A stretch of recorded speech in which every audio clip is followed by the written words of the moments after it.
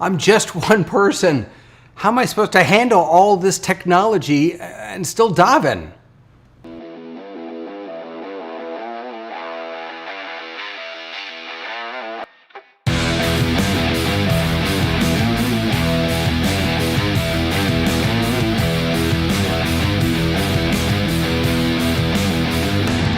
Hey there, how you doing? David here with another Torah Tech Tips. I'm your Torah Tech guy, and I'm here to share with you great tech for your great Torah. So I've been talking with a lot of rabbis and cantors and educators, and the one theme that I keep hearing is, I can't multitask like this. I'm playing guitar, I'm leading davening, I'm teaching Torah, I'm trying to engage with people. I've got to worry about cameras and audio and all this other garbage now. And we've been talking a lot about how we can use volunteers to do some of that. By the way, I should say, I'm on a new system today, so I hope this is working. I actually have no idea if this is even working, if I'm streaming this out, but I hope it's working. In any case, we've been talking about having volunteers, training people to run the Zoom, run the stream, run the whatever, and that's all important and a wonderful way really to engage congregants in the creation of these sacred moments. But I want to share with you today that as you know, synagogues around the country now are planning and voting on budgets for next year, and I think that we might need to add something to our budgets. I want to suggest that we start thinking about having a digital director or some name. You can come up with a much better name than I did. But someone whose job it is to help us do this sacred work of bringing our Torah into the digital realm, into the online world. There are a lot of things that this digital director can do, and I'll jump into them in just a moment. But you know, when we think about the fundamental jobs at a synagogue or at a temple, we've got, oh, sorry, that's the doorbell.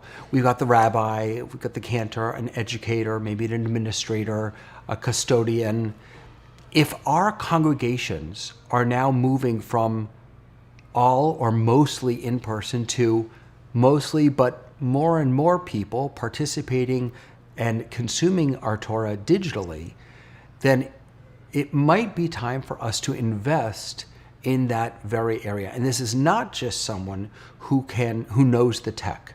This is a very different, I think, a very different type of position. So let me take you into what I think a digital director, some of their responsibilities might be. These are going to all show up here on the side. I'm pointing the wrong way, and we'll talk about each of them. So first of all, to create a meaningful digital presence online. A meaningful digital presence is more than creating beautiful copy and sending it out there. It's not just making flyers or Instagram posts. It's about having a presence online, which means in part that you're engaging with your community online. So when you do put a fantastic post out and someone comments on it or likes it, you respond. You, in turn, reach out and connect with that person. You make sure that you are a real presence in the digital realm, not just a flyer in the digital realm. Someone to oversee your broadcasts and multicasts. I want to thank my fellow, or not my fellow, the experts on Dreaming Synagogue Tech this past Sunday who taught me these two terms. I've been using meeting and streaming, but broadcast and multicast are really better. Broadcast is what I'm doing now.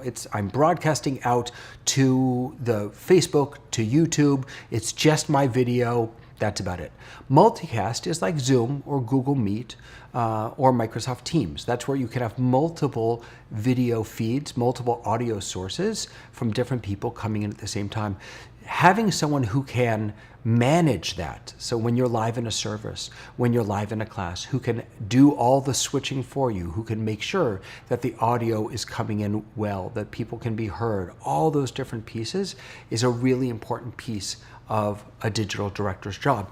A digital director can't design digital media. So what are the overlays going to look like? What is your liturgy going to look like when you share it? The Reform movement has an amazing visual liturgy collection. Maybe you want to create your own. What do all these digital elements look like for your congregants, your participants? Engage with digital participants during services, before services, after services, talking with people in the chat, online, in comments on Facebook or YouTube, but engaging with your digital participants as if they were there with you. Producing digital content beyond services. We don't have to just take what we always have done and move it online. We can create new things, maybe a synagogue podcast, something that your rabbi does, a musical podcast that your cantor can lead, an educator's corner. Maybe it's Instagram posts or YouTube videos or TikToks or whatever it is. We can use these media to really reach out and touch our congregants in meaningful ways. Finally, train and facilitate a team of digital daveners. Again, you'll come up with a better name than I did. But I don't believe that one person can do this job alone, nor do I believe one person should do this job alone. Real engagement means having conversations. It means talking with people in meaningful ways. And one person cannot manage 20, 30, hopefully 100, 200 digital participants who are all commenting or sharing thoughts or liking. One person can't do that all by themselves. One person can't be responsible for Instagram and Facebook and YouTube and all these other platforms. So let's take an expert, a digital director, to train a cadre of people to be engaged in this work. The way that we're talking about doing it now, but having someone at the helm, someone who can really set the tone, the direction, the goals, and the vision for what our synagogue's engagement in the digital space is going to look like.